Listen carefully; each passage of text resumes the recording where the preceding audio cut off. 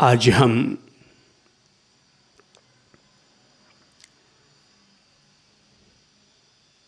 जीवन की वो कला सीखेंगे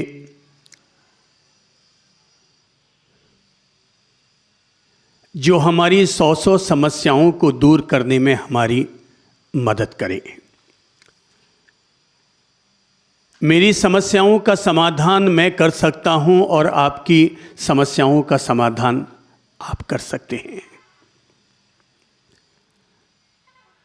समाधान का एक मार्ग बन सकता है और उस मार्ग का नाम है वर्तमान में जीना। सब बोलो, क्या है? वर्तमान में जीना। एक युवक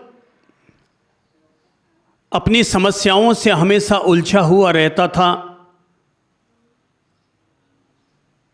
वो अपनी अतीत की गलतियों के बारे में सोचता रहता, भविष्य की चिंता को लेकर के हमेशा उसका दिमाग उलझा हुआ रहता था। एक प्रकार से वो लगातार तनाव की तरफ बढ़ रहा था, अवसाद और डिप्रेशन की तरफ जा रहा था, एंजाइटी की तरफ वो बढ़ता चला जा रहा था। और उसकी समस्या का अगर कोई कारण था तो व्यक्ति स्वयं था, और स्वयं इसलिए था क्योंकि अतीत की गलतियां भी किसी और ने नहीं, उसने स्वयं ने की। और भविष्य के बारे में चिंता भी कोई और नहीं कर या करवा रहा, बल्कि वो व्यक्ति स्वयं ही भविष्य को लेकर के चिंतित हो रहा है। इंसान की ये बहुत बड़ी समस्या होती है कि इंसान अपनी जीवन की चिंता कम करता है और लोगों की चिंता ज़्यादा करता है। इंसान अपनी एक पीढ़ी की चिंता कम करता है, आने वाली 3 और 7 पीढ़ियों की चिंता ज़्यादा करता है। यदि आदमी वर्तमान में जीना सीख जाए, आज में अगर जीना सीख जाए, तो दुनिया की सारी समस्याओं का समाधान निकल आएगा, स्वयं की सारी समस्याओं का समाधान निकल आएगा। ये विचार करो कि जो कल देगा वो कल की व्यवस्था भी देगा, जो चौंच देता है वो चुग्गा भी जरूर देता है। भगवान के घर से व्यवस्था है कि जो पेट देता है, भूख देता है, तो इंसान का जन्म बाद में होता है। माँ का आंचल दूध से पहले भर जाता है। लेकिन युवक लगातार अतीत की गलतियों से परेशान था। अतीत के खेद पीड़ाएं उसका पीछा नहीं छोड़ रही थी, बार बार उन्हीं के बारे में सोचता रहता और भविष्य को लेकर भी चिंतित रहा करता था। इंसान की चिंता का मूल कारण है भूत और भविष्य, अतीत और अनागत। अगर व्यक्ति वर्तमान के बारे में चिंतन करे तो निश्चित ही समाधान मिलेगा, पर अतीत और भविष्य के बारे में अगर वो सोचता रहेगा तो उसकी सोच चिंतन नहीं बनेगी, चिंता बन जाएगी। युवक ने अपनी समस्या का समाधान करना चाहा, डॉक्टरों के पास भी गया पर समाधान नहीं मिल पाया, दवाइयां भी ली, पर केवल दिन भर नींद में पड़ा रहता। पर इसके अलावा न शांति मिली मन की, न संतोष मिला, न सुकून मिला, न खुशी मिली, न जीवन में पूर्णता आई। गया एक ज्ञानी संत के पास और जाकर कहा, गुरुदेव, मैं इस तरह से अतीत और भविष्य की चिंताओं को लेकर बहुत परेशान रहता हूं। मैं अपने दिमाग को सेट करना चाहता हूं, सकारात्मक बनाना चाहता हूं, पर वो सकारात्मक बन ही नहीं पा रहा। मैं करूं तो क्या करूं? आप कोई समाधान दे दीजिए। गुरु ने उसकी सारी बात सुनी, अतीत की सारी बात सुनी, उसके मन की सारी समस्याओं को समझा और समझने के बाद कहा, बेटा एक काम करो, उस सामने कुछ दूरी पर जो तालाब है, ये मिट्टी का मटका उठाकर ले जाओ और उसमें पानी भर कर ले आओ। पूरा भर कर लाना, आधा पौना मत भर कर लाना। कितना? घड़ा उठाओ हाथ में। अब कितना भरना उसको? ऊपर हाथ रख कर बोलो, कितना भरना है? पूरा।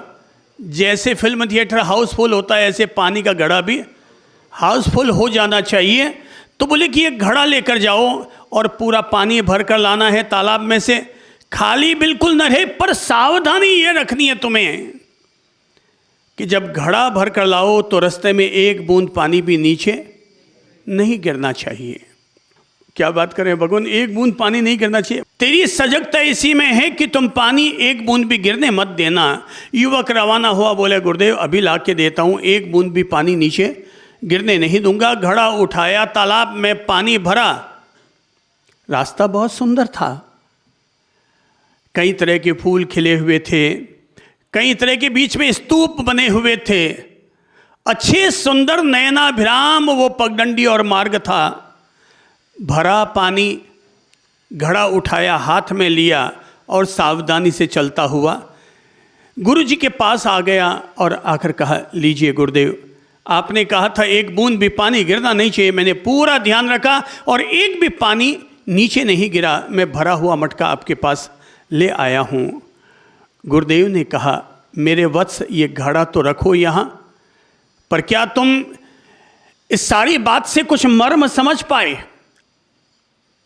बोले गुरुदेव आप क्या समझाना चाहते हैं? बोले जब घड़ा लेकर के आए थे तो रास्ते में तूने क्या देखा? बोले भगवान सारा ध्यान तो कहाँ था? कहाँ था? हाथ आगे बढ़ाकर बोलो कहाँ था? भाई मटका सबके सामने पड़ा है ना, अपने सबके सामने मटका है और ये मटका है, मटके पर ही मेरा सारा ध्यान टिका हुआ था। बोले बगल में कहीं फूल थे, स्तूप थे, तुमने कहीं देखा? अरे भगवान मैंने ना इधर देखा ना उधर देखा, केवल सामने देखा, ना लेफ्ट ना राइट। मैंने सही और गलत की तरफ झांका ही नहीं, मुझे केवल एक ही लक्ष्य, एक ही फोकस था कि घड़े में से एक भी पानी गिरना नहीं चाहिए।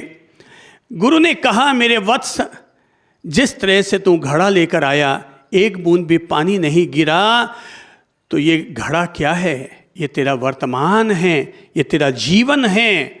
अगर तू घड़े को सुरक्षित ला सकता है तो अपने वर्तमान को सुरक्षित क्यों नहीं कर सकता?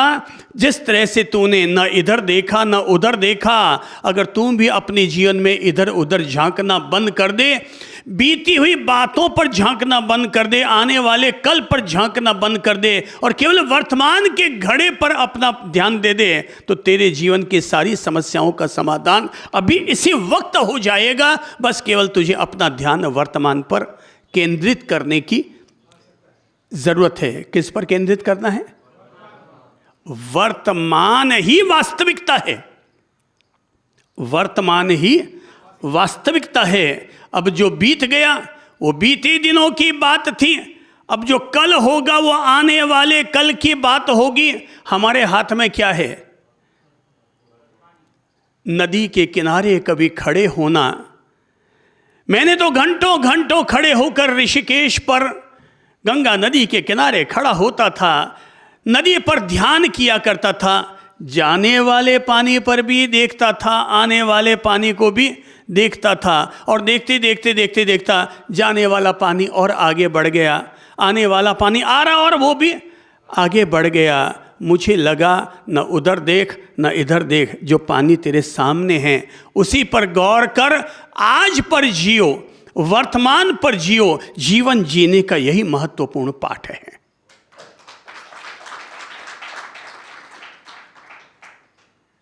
संबोधि सूत्र में अपन सभी पारायण करते हैं कि बीते का चिंतन न कर, छूट गया जब तीर। सब बोलो, बीते का चिंतन न कर, छूट गया जब तीर।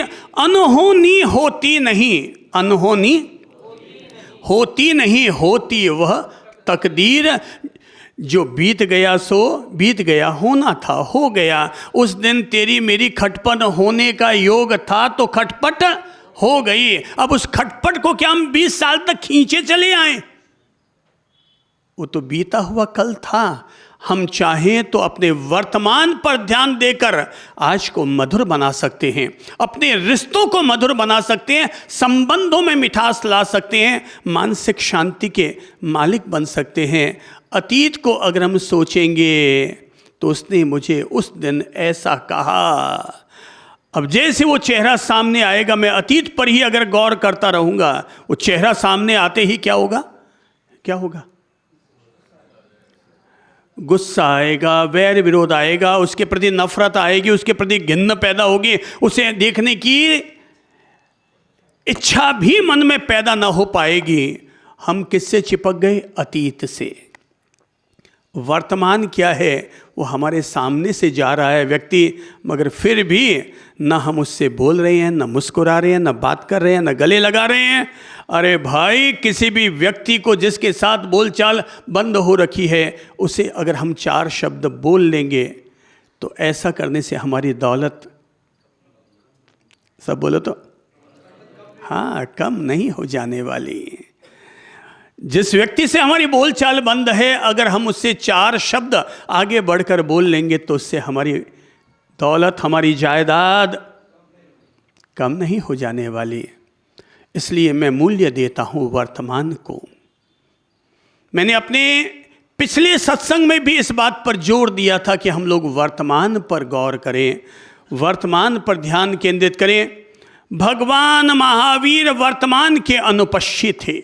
भगवान बुद्ध ने विपश्यना ध्यान देकर के लगातार आती जाती सांस से जुड़ने का पाठ पढ़ाया और ये कहा कि तुम आती जाती सांस पर जुड़ो, बाकी सब भूल जाओ। तो अतीत से मुक्त बनो, भविष्य से मुक्त बनो। किसके साथ अपना प्रेम करो, किसके साथ जुड़ो? तो मैं कहूँगा वर्तमान से, जो हमारे हाथ में है। वर्तमान से जुड़ेंगे, पहला फायदा होगा मानसिक शांति मिलेगी। दूसरा फायदा होगा संबंध अच्छे बनेंगे। तीसरा फायदा होगा अधिक उत्पादकता, अधिक प्रोडक्शन हम लोग कर पाएंगे। चौथा फायदा आनंद हमारे भीतर घटित होगा। पांचवा फायदा तनाव में कमी आएगी। छठा फायदा आपसी जो दूरियां बनी हुई थी वो दूरियां हमारी समाप्त होंगी। वर्तमान के लाभ ही लाभ हैं, वर्तमान के फायदे ही फायदे हैं। गौर अगर करना है तो केवल एक पर ही करो, और वो है, क्या है? हाथ आगे बढ़ाकर बोलो, वो क्या है? क्या है हमारे हाथ में? वर्तमान। महावीर का युग श्रेष्ठ था, पर वो हमारे हाथ में नहीं है। आने वाले अवतार या महापुरुष या आने वाले तीर्थंकरों का युग अच्छा होगा, पर वो भी हमारे हाथ में नहीं है। हमारे हाथ में क्या है? जो आज है वो हमारा है। कल अगर होगा, हमारा जीवन भी अगर कल होगा तो हम कल का भी लाभ उठाएंगे। आज का लाभ तो यही है, तुम वर्तमान में जियो।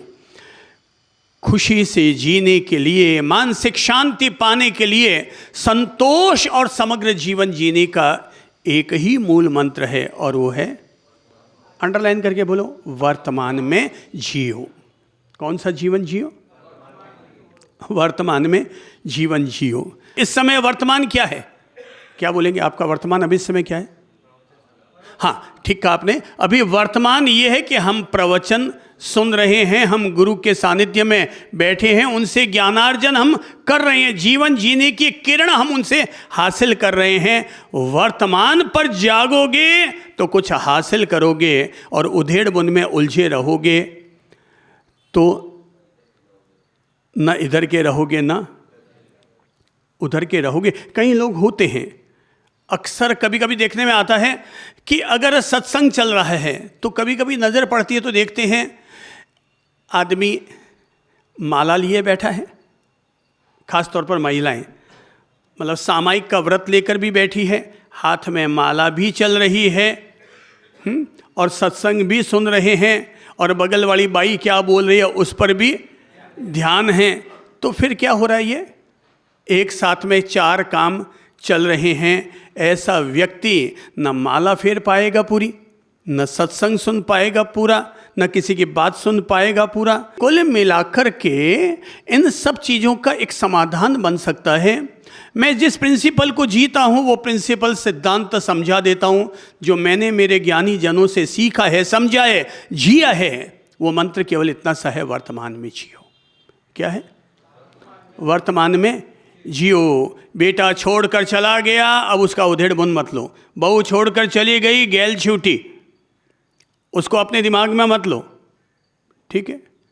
कल को भूल ही जाओ।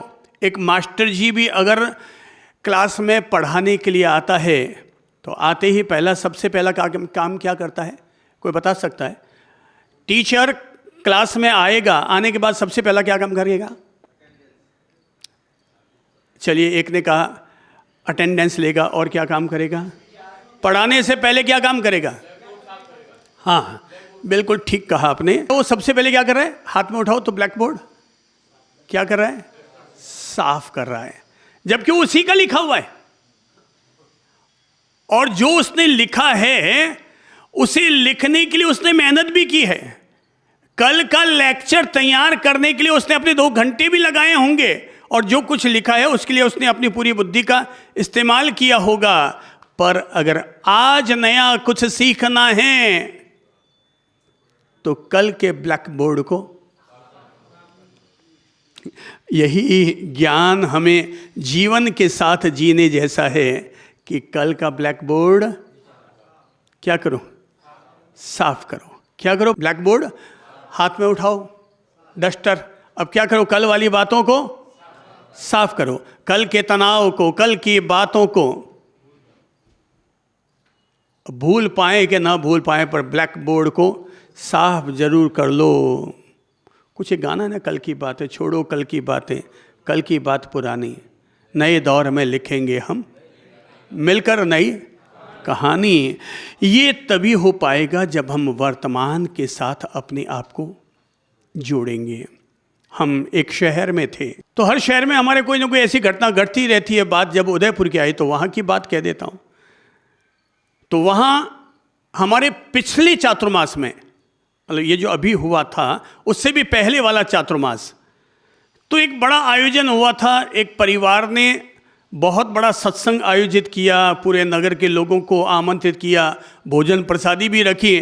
तो सत्संग का तो आकर्षण था ही, पर भोजन प्रसादी का भी तो अपना, हाँ बिल्कुल ठीक कहा आपने, उसका अपना ही अलग आकर्षण होता है। तो पब्लिक खूब आ गई, लेकिन हुआ ये कि कार्यक्रम से 2 दिन पहले ही हमें जानकारी मिली कि जिस महानुभाव ने सत्संग आयोजित किया है वे 2 भाई हैं, और दोनों भाइयों में बोलचाल नहीं है, एक दूसरे के आना जाना नहीं है। और बोले हमें कहा गया गुरुदेव सब लोग आएंगे, पर आप देख लेना कि वो भाई नहीं आएगा। हमने पूछा भाई क्यों नहीं आएगा? बोले पिछले 15-20 साल से इनका आना जाना बंद है, अब इसने न्योता ही नहीं दिया होगा तो बेचारा आएगा भी कहाँ से? ठीक है भाई, न्योता तो देना चाहिए, आए ना आए उनकी इच्छा है। तो जब वो शाम को मिलने के लिए आए तो हमने पूछा सबको न्योता दे दिया आपने? बोले साहब सबको न्योता दे दिया। तो मैंने कहा परिवार में भी सबको न्योता दे दिया? बोले साहब परिवार में भी सबको न्योता दे दिया है। मैंने कहा भाई को? बोले साहब उसकी बात मत उठाइएगा, मैं सारे गांव को, उस पूरे शहर को न्योता दे सकता हूं, पर भाई से मेरी बोलचाल बंद है, आप उसको बुलाने के लिए मुझे मत कहिएगा। ठीक है भाई, आपको नहीं बुलाने की इच्छा है मत बुलाइए, पर आप सारे शहर को बुला रहे हैं और अपने सगे भाई को न्योता न दें, ये तो सत्संग का अपमान हो गया। आपका अपमान है कि नहीं है, पर सत्संग का अपमान हो गया। आपको सबको निमंत्रण है, या तो आप किसी को कार्ड देते ही नहीं, पैम्पलेट बांटते ही नहीं, फिर कोई उपालम नहीं है। पर जब आपने सारे शहर के अलग अलग घर जाके पूरे मोहल्ले में जाकर दिया है, तो आपके अपने ही 15 मकान छोड़ करके जिस भाई का मकान है आप उसको छोड़ें, ये तो गौरव की बात नहीं है। बोले नहीं गुरुजी मुझ पर दबाव मत डालिए, उसको नहीं देना है। तो मैंने कहा ठीक है, आप एक काम कीजिए, आपको अपनी तरफ से नहीं देना है मत दीजिए, हम अपना नाम लिख देते हैं कार्ड पर, और आप हमारी ओर से उनको कार्ड भिजवा दीजिए, हमारा तो काम करेंगे कि नहीं करेंगे। अब ठीक है गुरुजी, आपकी इतनी जिद है, आग्रह है, और आपके नाम से देना है तो मैं दे के आ जाता हूँ। तो देने के लिए गया, ललित प्रभु जी का देख लेना, ये कोई हालत में देख करके नहीं आएगा। अब मैं कहा नहीं देकर आएगा तो नहीं देकर आएगा, अपन ने तो अपनी तरफ से बड़प्पन दिखाई दिया, अनुरोध कर दिया, अब इसमें अगर थोड़ी सी बुद्धि है तो दे के आ जाएगा। वो चला भी गया, गेट के अंदर नहीं गया क्योंकि बोलचाल बंद है नहीं। तो गेट पर से खड़े खड़े, हाँ भैया महाराज साहब जी ने आपके लिए कार्ड भेजा है, और ये कहते हुए कार्ड उछाल दिया, दे दिया। पत्नी, वो दोनों क्या झूले पर बैठे झूल रहे थे, पति पत्नी झूल रहे थे। तो कार्ड आया, भाई ने आवाज़ दी, पहली बार 20 साल में आवाज़ सुनाई दी। तो भाई खड़ा हुआ, कार्ड उठा कर लाया, कार्ड उठाया, नाम हमारा पढ़ा नीचे, फ्रॉम, प्रेषक कौन है? तो बोले कि प्रेषक में तो महाराज साहब जी ने अपना नाम लिखा है, कार्यक्रम इसकी तरफ से आयोजित है।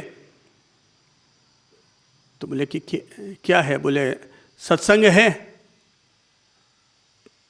अब भी आ जाना। वो भाई तो इतना कह के खिसक गया। अब समस्या ये आ गई कि वो कार्ड पर पढ़ा, सारा कार्ड पढ़ा, न्योता भी पढ़ा। पत्नी ने कहा कि देखो अपने को जाना नहीं है, अपनी बोलचाल बंद है, भले महाराज साहब जी ने कार्ड भेजा, अपन शाम को चले जाएंगे महाराज साहब जी के पास मिलने के लिए, पर सत्संग में तो नहीं जाएंगे। बोले बावड़ी तो इन महाराजों को जानती नहीं है, बड़े गजब के महाराज हैं। अगर अपन नहीं गए ना तो हो सकता कल ये सत्संग में ही अपना ही मुद्दा छेड़ दे, अपना ही मुद्दा छेड़ दे और कह दे भाई हमने न्योता भेजा तो भी भाई नहीं आया, इसमें तो अपनी हड़की हो जाएगी। एक काम करते हैं, अपन जाएंगे तो सही मगर वहाँ पर खाएंगे नहीं। अब वो पत्नी भी समझानी चाहिए कि भाई नहीं नहीं नहीं, बोले अब नहीं है इनको, हाँ है चलेंगे, अब जो होगा सो देखा जाएगा। महाराज साहब जी ने खुद ने अपना नाम लिख करके, और मेरा नाम भी महाराज साहब जी ने खुद ने अपनी राइटिंग में लिख करके भेजा है, अब जाएंगे तो सही, पर ये तय रहा तेरी बात को मैं मान रखूँगा, अपन वहाँ पर कुछ भी खाएंगे नहीं। घर के बाहर ही तो सत्संग है, घर में भी अपने को जाना तो है नहीं। बड़ा भारी ग्राउंड है, स्कूल के ग्राउंड में उन्होंने प्रवचन रखा है, तो वहाँ पर सुन करके आ जाएंगे। अब वो प्रवचन तो सुन करके आ गए। किसी ने बताया साहब यही इनके भाई हैं। तो हमने भाई है जब ये जानने को मिल गया तो उनको क्या किया, क्या होता है कि अगर हम किसी को आगे बुलाते हैं ना बैठाने के लिए, तो मान कर चलो उसे कोई ना कोई संजीवनी देनी है हमें, तो उसको हम आगे बिठा लेते हैं। उसको संजीवनी की ज़रूरत ज़्यादा है, तो आगे बुला लिया। अब बेचारे को आना पड़ा, आगे आके बैठ गया। तो इधर में वो भाई बैठा है 5-6 कुर्सी छोड़ करके, वो दूसरा भाई बैठा है। ठीक है, उस दिन पारिवारिक प्रेम पर प्रवचन भी दे दिया था कुछ, तो उस प्रवचन को सुनकर ही उनके मनोमालिन्य दूर हो गए होंगे। और जब प्रवचन समाप्त हुआ तो हमने उस दूसरे वाले भाई को जो 15 मकान दूर रहता था उसको अपने पास बुलाया, अपने पास बिठाया, और संयोग से हमारे पास एक थैला था, वो थैला भी उसी के हाथ में पकड़ा दिया कि लीजिए आप अपने पास अभी इसको थोड़ी देर रख लीजिए। अब थैला हमने दिया तो अब छोड़ कर भी बेचारा जा नहीं सकता था, मजबूरी होगी अब वहीं पर रुकना। और फिर जब प्रवचन पूरा हुआ तो हमने उसके कंधे पर हाथ रख दिया, बोले आइए आइए पधारिए, सीढ़ियाँ उतरते हैं। अब वो दूसरा भाई कि यार सत्संग तो मेरी तरफ से आयोजित है और गुरुजी ने कंधे पर हाथ रखा है इसके, यार ये बड़ा इंसल्ट हो रहा है। जो भी हो रहा है, फिर हमने उनको नीचे लिया। अब हम जा कहाँ रहे हैं, उस वाले भाई के घर पर जिसकी तरफ से सत्संग आयोजित है। अब वहाँ पहुँचे, अब वो घर के बाहर रुकने लगा। क्या भाई साहब आप सोचते हैं आओ ना आज आपके हाथ से हम आहार लेते हैं। अब आपके हाथ से आहार लेते हैं, गुरुजनों को आहार देना ही अपने आप में नसीब की बात होती है। और वो बेचारा इनकार कर न पाया, हमारा हाथ उसके कंधे पर था, अंदर तक आया। अब वो पत्नी पीछे चल रही थी, बड़ी यूं खुन्नक खाई हुई थी, पर अंदर तक हम ले गए। अब आहार लेने लगे। हम लोग काष्ठ पात्र में अपना आहार लेते हैं, तो उसमें पात्र में उस दिन था रसगुल्ला वहाँ पर, तो वो एक रसगुल्ला उठाया जो सत्संग का आयोजक वाला भाई था। अब उनका मान बहुमान सब कुछ बहुत कुछ हुआ, पर हमारा तो काम केवल था उन दोनों को एक करना। तो रसगुल्ला उसने उठाया, तो मैं कहा आप भी उठा लो भाई। दूसरे भाई से कहा कि भाई आप भी ले लो ना एक एक रसगुल्ला, दोनों ही वरा दो, दोनों ही दे दो एक एक रसगुल्ला। अब दोनों ने एक एक रसगुल्ला उठाया। तो हमने कहा कि अगर आप चाहते हैं कि ये पात्र हमारा पात्र कम है, भगवान महावीर का पात्र ये ज़्यादा है, अगर आप चाहते हैं कि भगवान आपसे प्रसन्न हो तो एक काम कीजिए, ये रसगुल्ला हमारे पात्र में बाद में दीजिए और दोनों भाई एक दूसरे के मुंह में पहले दीजिए। अब उस पब्लिक के बीच में वो बेचारे ना नुकर कुछ कर ना पाए, और एक भाई यूँ थोड़ा यूँ हाथ अपना पीछे लगाने लगा। तो फिर ललित प्रभु ने कहा कि भाई क्या यार पीछे पीछे हाथ करो, चल आगे बढ़ो। और फिर एक से दूसरे के मुंह में रसगुल्ला खिलाया, दूसरे ने पहले के मुंह में रसगुल्ला खिलाया। और जिस समय रसगुल्ला खिलाया था, उस समय जो सत्संग का आयोजक भाई था, उसकी पत्नी अंदर से सुबक सुबक करके रो रही थी, उसके रोने की आवाज़ आ रही थी। और हमने जब आवाज़ सुनी, हमने पूछा क्या बात है बहन, क्या हुआ, आप रो क्यों रही हैं? बोले गुरुदेव मुझे आज इतनी खुशी हो रही है, इतनी खुशी हो रही है। मैं अपने पति को पिछले 20 साल से मैं समझा रही हूँ कि इतना वैर विरोध काम का नहीं है, आप लोग बोल लो। हमारे बच्चों पर गलत असर पड़ रहा है, उनके बच्चों पर गलत असर पड़ रहा है, वो बच्चे मिलने को तैयार हो रहे हैं मगर ये लोग कोई तैयार नहीं थे। आज मुझे इतनी खुशी हो रही है, मेरा दिल भर भर के आ रहा है, आज मुझे इतनी खुशी हो रही है। और उसी समय पता नहीं उस मोहल्ले का जो मंत्री था वो बाहर गया और माइक पर जाके बोला है, अरे सुलहनामा हो गया, दोनों ने एक दूसरे को रसगुल्ला खिला लिया, दोनों भाई एक हो गए। अब वो माहौल ही पूरा का पूरा बदल गया। तेरा अतीत भले ही कड़वा था, पर तू अगर कोशिश करे तो वर्तमान को सुंदर और मधुर बनाया जा सकता है। मैं वर्तमान का अनुपश्य हूँ, वर्तमान का दृष्टा हूँ, मैं वर्तमान में जीता हूँ। मैं कल की बातों को याद नहीं रखता। हकीकत तो यह मुझे ये भी याद नहीं रहता कि मेरा जन्म किस तिथि को आने वाला है। लोग ही मुझे याद दिलाते थे, अब 10 दिन बाद आपका जन्मदिन आने वाला है। अच्छा ऐसा है क्या? मुझे लगता है रोज़ ही अपना जन्म है। जो व्यक्ति मेडिटेशन रोज़ करता है अपनी सांसों पर, उसे पता है कि हर आती हुई सांस जन्म है और हर जाती हुई सांस एक मरण है। तो जन्म और मरण को प्रतिपल महसूस करने वाला व्यक्ति तो ये जानता है, जिंदगी है तो जिंदगी का गेम खेलेंगे, मृत्यु है तो मृत्यु का स्वागत करेंगे। न जीवन जीने की तमन्ना है और न मरने से कोई नफरत है, दोनों में ही सहज हैं। और ये तभी आएगा जब हमारे जीवन में ये गुण विकसित होगा, जिससे मैं कहता हूँ वर्तमान में जीना। कौन सा गुण है ये? वर्तमान में जीना। एक मंत्र, ये छोटा सा मंत्र है पर ये बहुत बड़ा काम कर सकता है। हम हमेशा आज को जिएंगे, वर्तमान में जिएंगे। हो गया सो हो गया, हो गया सो। लोगों की आदत होती है, लोग हमारे पास आते हैं, गुरुदेव आपका अगला चातुर्मास कहाँ है? अरे यार तू आज का मजा लेने देना, तू अगले की चिंता कर रहा है। हमें ऐसा लगता है कि हम हमारे बारे में चिंता कम करते हैं और हमारे बारे में लोग चिंता ज़्यादा करते हैं। हमें हमारे बारे में उत्सुकता कम है और लोगों को हमारे बारे में उत्सुकता ज़्यादा है। तू तेरी संभाल छोड़ शेष जंजाल। अंडरलाइन करो और सब बोलो तो। तू तेरी संभाल छोड़ शेष जंजाल, तुझसे तेरा ही संभल जाएगा और बहुत है। तो दुनिया के लफड़े में कहाँ अपना हाथ डाल रहा है? तेरी संभल जाएगी तुझसे तो बहुत है। अरे तुझसे तेरे बच्चों की शादी हो जाएगी तो बहुत है। तू कहाँ दुनिया के लफड़े में हाथ डाल रहा है? भाई वर्तमान में जियो। क्या करो? वर्तमान में जियो। सुबह उठो तो सुबह उठते ही परमात्मा के प्रति आभार समर्पण करो। पहला काम करो। सुबह उठो तो उठते ही कृतज्ञता समर्पण करो। किसके प्रति? भगवान के प्रति, जिसने आज दिया। दुनिया में कहते हैं कि बीती रात को कितने लोग मर गए? कोई बता सकता है? दुनिया में पिछली रात को कितने लोग मरते हैं? कितने लोग मर गए होंगे? जो अंदाज बताइए तो। कितने बाबू? कितने? 2 लाख। क्यों ठीक कह रहे हैं क्या? ये प्रभु जी ठीक कह रहे हैं? 2 लाख। अच्छा ठीक है। अब चलिए अगर अपन मानते हैं कि दुनिया में अगर पिछले 24 घंटे में 2 लाख लोग मरे, हम अभी जिंदा है कि मरे हुए हैं?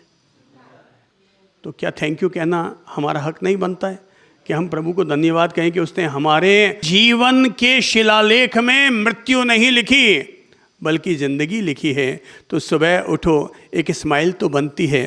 सुबह उठकर एक स्माइल लेनी, इतना सा जश्न मनाना तो बनता ही है कि सुबह उठें और उठकर के एक अच्छी सी मुस्कान लें। ये एहसास करें कि आज फिर मुझे मिला है, आज फिर मुझे जीवन मिला है। अभी वो एक बहन जी बता रहे थे कि उनके देवर जा रहे थे कार से और ऊपर पहाड़ी पर से एक पत्थर आके गिरा और कार में वो चल बसे। अब सोचो जो उनके साथ हुआ वो हमारे साथ भी तो हो सकता था। क्यों भाई साहब? हो सकता था। पर उसने हमारे लिए क्या लिखा? भाई विधाता ने हमारे लिए क्या लिखा है? मृत्यु या जीवन? क्या लिखा है? जीवन। तो जो जीवन लिखा है उसके लिए शुक्रिया तो अदा करना बनता ही है। इसलिए सुबह उठकर पहली लाइन परमात्मा से जरूर कहो कि हे मेरे प्रिय परमात्मन, आपकी कृपा के लिए धन्यवाद। क्या है लाइन? सब बोलो तो। थोड़ा माय डियर बना लो ना भगवान को भी। मेरे प्रिय परमात्मा, आपकी कृपा के लिए, आपकी कृपा के लिए धन्यवाद। आभार समर्पण करो। मैं तो कहता हूं सबके प्रति आभार होना चाहिए, पर कम से कम परमात्मा के लिए तो पहला आभार जरूर समर्पण कर दो।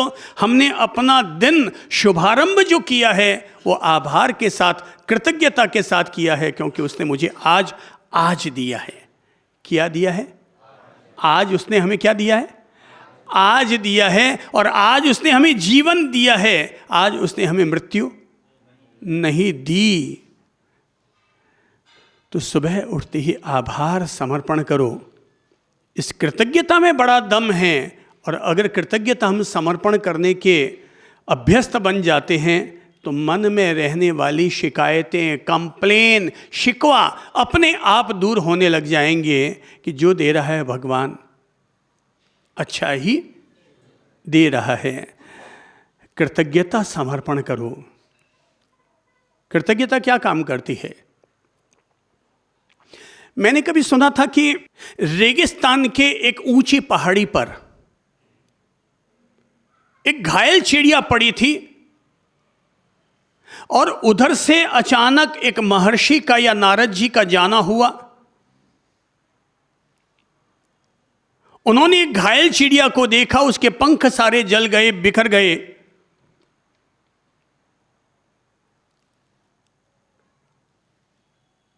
वो सिसक रही थी, टसक रही थी। नारद जी की नजर पड़ी।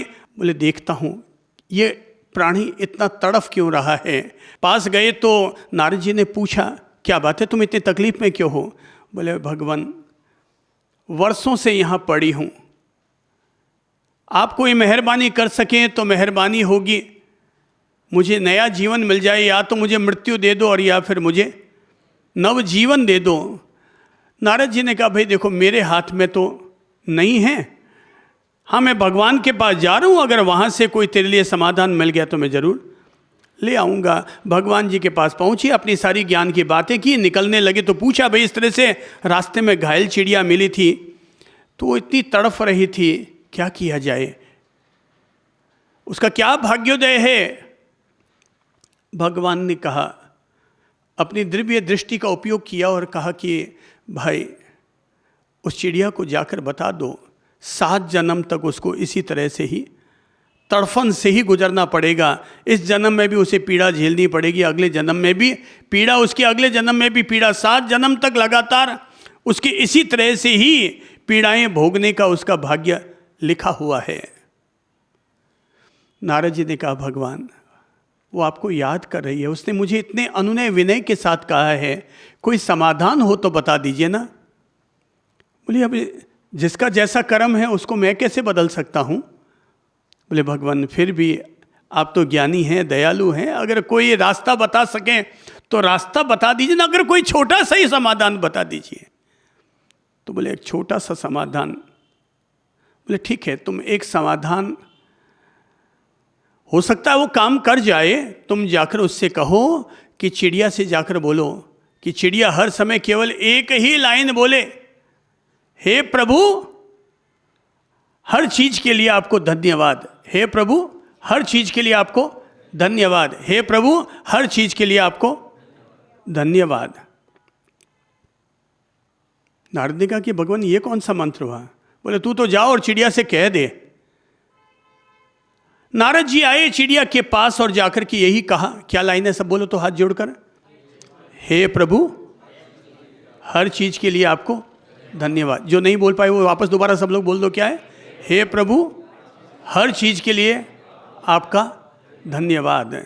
चिड़िया ने जैसे ही ये बात सुनी, बोले आज मैं इतनी घायल पड़ी हूं, इतनी तड़प रही हूं, तो क्या ये भी भगवान की कृपा है क्या? मैं इसके लिए भी क्या भगवान को धन्यवाद दूं? बोले मुझे पता नहीं है, मुझे भगवान ने जो समाधान का सूत्र दिया, मंत्र दिया, वो मैंने तुझे बता दिया। बोले ठीक है भगवान, अगर भगवान ने मेरे लिए संदेशा भेजा है फिर तो अब आज से केवल एक ही काम, और वो क्या है? हे प्रभु, हर चीज़ के लिए आपका धन्यवाद। अब वो दिन भर क्या है, मंत्र क्या है, वापस बोलो सभी। हे प्रभु, हर चीज़ के लिए आपका धन्यवाद। काले कालापन के लिए बोल दो, गोरे गोरेपन के लिए बोल दो, पति पत्नी वाले बोल दो, पत्नी वाले पति के लिए बोल दो, हर चीज़ के लिए क्या बोल दो? धन्यवाद। तो चिड़िया हर चीज़ के लिए भगवान धन्यवाद धन्यवाद धन्यवाद, बस वो लगातार दिन भर। अब तो रात को सो रही होगी तो उस तड़फन में भी उसके मुंह से एक ही शब्द निकल रहा, क्या है? हे प्रभु, हर चीज़ के लिए आपका धन्यवाद। तो सुबह उठते भी यही, रात को तड़फन में भी यही, दिन में प्यासी मर रही है तब भी यही, बोलते बोलते बोलते बोलते कुछ समय कुछ दिन बीते होंगे। एक दिन नारद जी वापस उसी रास्ते से गुजर रहे थे। सोचा कि मैंने उसको मंत्र दिया था भगवान का दिया हुआ, उस चिड़िया को देख तो लूँ कि उसके जीवन में कोई परिवर्तन आया कि नहीं आया। और तभी उस रास्ते से गुजर रहे थे कि तभी दूर से चिड़िया की आवाज़ आई, प्रभु प्रभु प्रभु प्रभु। चिड़िया ने अपने हिसाब से कहा, पर नारद जी तो पशुओं की भी पक्षियों की भी भाषा समझते थे, तो उसने कहा प्रभु ची ची ची ची ची ची, प्रभु प्रभु प्रभु प्रभु। और नारद जी जैसे ही रुके, बोले ये तो चिड़िया की आवाज़ आ रही है। चिड़िया पर ध्यान दिया, बोले चिड़िया ये इतनी सुंदर नयनाभिराम सुनहरे इसके पंख लगे हुए। बोले भाई ये चिड़िया तू कौन है, भी कहाँ से, तू इतनी सुंदर चिड़िया है, मुझे क्यों रोका? बोले भगवान आप मुझे नहीं पहचान पाए। बोले कि मतलब? बोले आपने ही तो मुझे मंत्र दिया था कि हे प्रभु, बोलो सब, आपकी हर चीज़ के लिए धन्यवाद। बस मैं इसी मंत्र का सुमिरन करती थी, यही बोला करती थी। और अचानक एक दिन तेज हवाएं चली और भतूड़िया उठा। क्या उठा? जोर से भतूड़िया उठा। और उस भतूड़िया उठता हुआ आया और उसने मुझे अपने लपेटे में ले लिया और मुझे उठा करके उस पहाड़ी पर से नीचे हवा के उस भंवर में फंसा करके मुझे नीचे गिरा दिया और गुड़काते लुढ़काते लुढ़काते लुढ़काते मुझे इस तालाब के किनारे ला करके छोड़ दिया। मैं तालाब के पानी के स्पर्श में आई। मैं लंबे समय से प्यासी थी, मैंने इस पानी को पिया, इस तालाब का पानी पिया। यहाँ की हरी भरी वनस्पतियों के बीच में रही, यहाँ का अनाज भी मुझे मिला। मुझे इन पेड़ों से फल भी मिले, मुझे आहार मिला, मेरा पोषण हुआ। मैं रोज ये पानी पीने लगी तालाब में। पता नहीं इस तालाब में कौन सा अमृत था। पीते पीते पीते पीते मेरे पंख भी धीरे धीरे निकल करके आने लग गए और आज मैं आपके सामने सुनहरे पंखों वाली ये सोनल चिड़िया बन चुकी हूँ। प्रभु ये आपके द्वारा दिए गए मंत्र का कमाल है। मंत्र क्या है सब बोलो तो? हे प्रभु आपकी हर चीज के लिए धन्यवाद। प्रभु मैं उस समय तो यही समझती थी, मेरी बुद्धि छोटी सो मैं समझती थी क्या मैं इस दर्द के लिए भी भगवान को धन्यवाद दूं? मेरे पंख उतर गए चले गए, क्या मैं इसके लिए भी धन्यवाद दूं? पर वो धन्यवाद धन्यवाद कृतज्ञता आभार आभार आभार इतना समर्पित होता चला गया। मुझे लगा वो जो भुतोड़िया आया था वो कहीं और से नहीं, भगवान के घर से भेजा गया था। आभार और कृतज्ञता के बदले में आई हुई संजीवनी थी। वो आया हुआ सुनहरा अवसर था जिसने मेरे लिए नव जीवन का द्वार खोल दिया था। ऐ मेरे प्यारे भाई बहनों, ओ आभार समर्पण करो। दिन की हर दिन की शुरुआत ही जो आज मिला है उसके लिए कृतज्ञता ज्ञापित करो। दूसरा काम और करो, भूत और भविष्य के लफड़े से अपने आप को बाहर निकाल लो। मैं ये नहीं कहता कि अतीत काम का नहीं होता, पर वो अतीत काम का नहीं होता जो अतीत हमारे लिए लोड बन जाए। अतीत काम का होता है पर वो अतीत काम का नहीं होता जो हमारे लिए बोझ बन जाए, जो हमारे लिए तनाव का, टेंशन का निमित्त बन जाए। वो अतीत काम का नहीं होता। मैं ये भी नहीं कहता कि भविष्य के लिए योजना मत बनाओ, पर भविष्य के लिए योजना बनाने का मतलब ये नहीं है कि हम भविष्य के लेकर ही चिंतित होते रहें और उसी की चिंता में उलझ जाएं। वो भविष्य हमारे काम का नहीं होता। वर्तमान में आओ, अतीत के खेदों से बाहर निकलो, अतीत की परेशानियों से बाहर निकलो। जो अतीत में हो गया सो हो गया। जो अच्छी बातें हैं अतीत की उन्हें याद करो, और जो बुरी यादें हैं अतीत की उन्हें हाथ में उठाओ डस्टर, क्या करो, अतीत की वे यादें जो आज भी हमारे दिमाग के लिए लोड बनी हुई है, जिसने हमारे मन की शांति को भंग किया हुआ है, जिसने हमारे रिश्तों में कटार चला रखी है, अतीत की उन यादों को क्या करो। अरे भाई, शरीर पर घाव लग जाए तो भी मरहम लगाते हैं ना, तो ये दिमाग में भी कहीं घाव लग गए तो उस पर भी तो मरहम लगाना पड़ेगा। और ये मरहम बाहर की दवा से नहीं, केवल मेंटेलिटी को सेट करना है। ये पॉजिटिव हैबिट बनानी है कि आज के बाद जो अतीत हो गया सो हो गया, और जो होना होगा सो होगा। जो होना होगा सो होगा, जो होना होगा सो होगा। अभी इसी सप्ताह बात चल रही थी कि भाई हैदराबाद वाले चाह रहे थे गुरुजनों को वहाँ आना है, वहाँ आना है, वहाँ आना है, दबाव बना रहे थे। तो पता चला कि भाई पूना से लेकर हैदराबाद तक के 500 किलोमीटर के पदयात्रा में केवल 2-3 जगह ही आहारचर्या सही हो सके, तो ऐसे जैन समाज के घर हैं, बाकी पूरा तेलंगाना का ही निवास है। तो बोले कैसे करेंगे यात्रा, कैसे करेंगे। जो होना होगा सो होगा, जो होना होगा सो होगा। जो चौंच देता है वो चुग्गा भी देता है। बेटा साथ है तो साथ का मजा लो, बेटा चला गया छाती कूटा खत्म हुआ है। बहू साथ में है, बेटी की सेवाएं ले लो, बेटी का लाड भी कर दो। वो कहता है मुझे तो रहना ही नहीं आपके साथ। तो भाई जहाँ तुझे खुशी हो तू वहाँ रह ले, भगवान जिस हाल में हमें रखेगा उसमें हम रह लेंगे। कम से कम इतनी पूंजी तो मेरे पास पड़ी ही है कि मैं बेटा ना सही, बहू ना सही, एक काम वाली बाई को रख करके ही अपनी सेवा तो मैं करवा ही लूँगा। यही मान करके अपने मन को संतुष्ट करो तो भूत और भविष्य से बाहर निकलो। बीते का चिंतन न कर, छूट गया वह तीर, अनहोनी होती नहीं होती वह तकदीर। जो होना होगा सो हमारे भाग्य में होगा। अगर वो हमारे साथ नहीं है तो उसे लेकर चिंतित मत हो। तुम्हारा और उसका संयोग इतना ही था। क्या तुम्हारा और उनका संयोग इतना ही था। भाई पति पत्नी भी तो तलाक ले लेते हैं, और तलाक का कारण क्या बनता है, तनाव बनता है। तलाक का कारण क्या बनता है, तनाव बनता है। और तनाव किस कारण से हो जाता है, बड़ी बातों से नहीं होता, छोटी छोटी बातों से होता है। दुनिया में जितने लोग भी लड़ते हैं ना, किसी न किसी स्वार्थ के कारण लड़ते होंगे, पर एक पति पत्नी का रिश्ता ही ऐसा है जो निस्वार्थ भाव से लड़ते हैं। दुनिया में जितने भी लोग हैं वो किस कारण लड़ते हैं, कोई ना कोई स्वार्थ के कारण लड़ते हैं। पर पति पत्नी का रिश्ता ऐसा है जो कैसे लड़ते हैं, उनका अपना कोई स्वार्थ नहीं होता, निस्वार्थ भाव से लड़ते हैं, मगर फिर भी लड़ते झगड़ते रहते हैं। तुत्तु मैं चलती रहती है। पति जब तक पत्नी को छेड़ ना ले तब तक पति की आत्मा को संतोष ही नहीं मिलता, शांति नहीं मिलती। छेड़ दिया, हाँ अब थोड़ा सा मजा आया। तो ये जो छोटी छोटी बातें होती है, उन छोटी छोटी बातों से ही इंसान में तनाव बढ़ता है। किससे तनाव बढ़ता है, छोटी छोटी बातों से ही तनाव बढ़ता है। मेरे भाई, वर्तमान में जिएंगे तो तीसरा फ़ायदा भी होगा कि तनाव में हमारे कमी आएगी। मैं टेंशन नहीं पालता।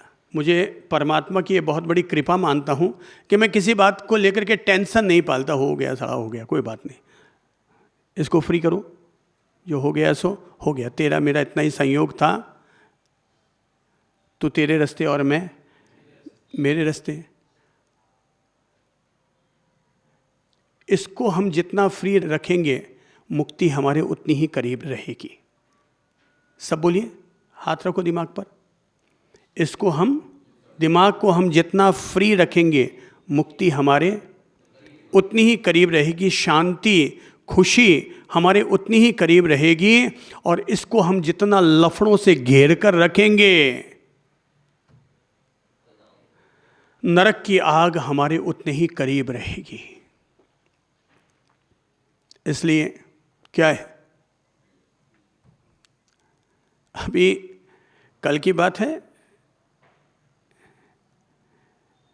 एक बच्चे से हमने पूछा था कि भाई, वो यहीं बैठे हैं, एक बच्चे से मैंने पूछा कि भाई आपको मम्मी ज़्यादा अच्छी लगती कि पापा? तो बोले कि साहब पापा ठीक है। बोले क्यों? बोले पापा साहब टेंशन नहीं करते हैं, सबसे बड़ी बात ये है वो हर बात को आई गई कर देते हैं। क्या कर देते हैं? आई गई। कोई बात नहीं। पत्नी कभी कह देती है, मम्मी कभी उनसे कह देती है, कोई बात नहीं, कह दिया, कुछ कर दिया। अब पत्नी इतनी डिसिप्लिन वाली है कि 10 मिनट भी पति लेट हो जाए तो नहीं, हजामत बाद में करता है, पत्नी पहले हजामत कर देती हैं। तो पत्नी पहले हजामत कर देती है, पर पति की आदत क्या है? लेट्स गो, यानी कि कोई बात नहीं, जाने दो। ये बहुत बड़ा मंत्र हो सकता है, कोई बात नहीं। क्या है? ये बहुत बड़ा मंत्र हो सकता है, सुखी और शांति का बहुत बड़ा मंत्र है। कोई बात नहीं, ठीक है, कोई बात नहीं, ठीक है, कह दिया, कोई बात नहीं, ठीक है। वो एक बार क्या हुआ, पति हमारे पास ही आ गया। अब आया और सेवा में बैठ गए होंगे। अब रात को 3 बार कह दिया, भाई जाओ जाओ, बोले चला जाऊंगा, जाओ जाओ चला जाऊंगा। पत्नी ने उधर से फ़ोन लगाया, अब पत्नी ने फ़ोन लगाया तो पति बेटा उठावे भी नहीं, फ़ोन देखा, फिर वापस खटका बंद कर देता। और 3-4 बार कर दिया, बोले यार पत्नी परेशान कर दिया, उसने साइलेंट ही कर दिया। बोले अब करती जा, अब वो करती जा। वो रात को 11 बजे घर पहुँचे। घर पहुँचते ही क्या होगा? भारत में महाभारत। पत्नी ने, मैंने कहा ना, नाई कम हजामत करता है और पत्नी ज़्यादा हजामत करती है, तो वो पत्नी ने हजामत शुरू कर दी। ये कोई तरीका थोड़ी, एक तो मेरा फ़ोन भी नहीं उठाया, इतनी देर आ रहे हैं, आपने कुछ मुझे जानकारी भी नहीं दी कि आप कहाँ से, कम से कम घर में बता के तो जाना चाहिए। अब भाई साहब सबके अलग अलग कंप्यूटर खुलते हैं, पत्नियों के अलग तरह से कंप्यूटर खुलते हैं। अब वो खुलते चले गए, खुलते चले गए। वो 15 मिनट सुने, कमरे में आके सो गए। बेटा उधर से सुन रहा था चुपचाप चुपचाप, बेटी भी सुन रही थी। बेटी ने सुबह पूछा, पापा यार एक बात समझ में नहीं, मम्मी आपको इतना कुछ कह रही थी, आप एक शब्द भी वापस कुछ नहीं बोले। पापा ने क्या कहा? Let's go. क्या कहा? सब बोलो तो, हाथ ऊपर करो, अब करो यूं। क्या है? कोई बात नहीं। क्या है? कोई बात नहीं।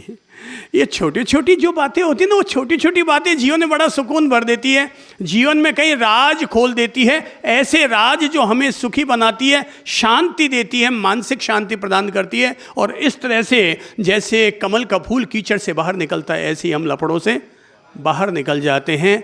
कुल मिला करके अपने आप पर गौर करो, वर्तमान पर ध्यान केंद्रित करो। वर्तमान को कैसे सुंदर बनाया जा सकता है, उस पर गौर करो। संसार पर गौर करो, प्रकृति पर गौर करो। सकारात्मक नजरिए के मालिक बनो। नेगेटिव अगर सोचते रहोगे तो वही अतीत भविष्य में उलझे हुए रहोगे। जीवन के प्रति एटीट्यूड अगर हमारा पॉजिटिव बनेगा तो जो है, जैसा है, अच्छा है, आनंद है। कुल मिलाकर यही सार बात है, वर्तमान में जियो। आज मैंने बहुत सहज रूप में एक छोटी सी बात, जीवन की एक छोटी सी आदत, एक छोटा सा पाठ सीखने और सिखाने के लिए प्रेरणा दी है, मोटिवेशन दिया है। और सबका सार केवल इतना ही है, वर्तमान में जियो। किस में जियो? तो डस्टर उठाओ, अतीत पर भी क्या चलाओ? डस्टर। भविष्य पर भी क्या चलाओ? डस्टर। अपने सामने भरा हुआ घड़ा रखो और देखो, यही मेरा वर्तमान है, इसका मुझे आनंद लेना है। ये वर्तमान के घड़े में से मुझे जल को बेकार नहीं होने देना है। जीवन धन्य किया जा सकता है, जीवन धन्य है। काफ़ी सफ़र हो गया है जीवन का, अभी भी सफ़र जारी है। कई उम्मीदें माना कि टूट गई हैं, पर अभी भी कई उम्मीदें बाकी हैं। और इस जीवन को सुंदर बनाना आपके और हमारे हाथ में है। हम सुंदर तो दुनिया सुंदर। हम अगर टेंशन में तो हमारे लिए तो कम से कम सारी दुनिया टेंशन में। तो सुख से जियो, आनंद से जियो, खुद को लाफिंग बुद्धा बनाओ, लिव इन प्रेजेंट, वर्तमान में जीवन जीने के आदी और अभ्यस्त बनो। श्री प्रभु शरण।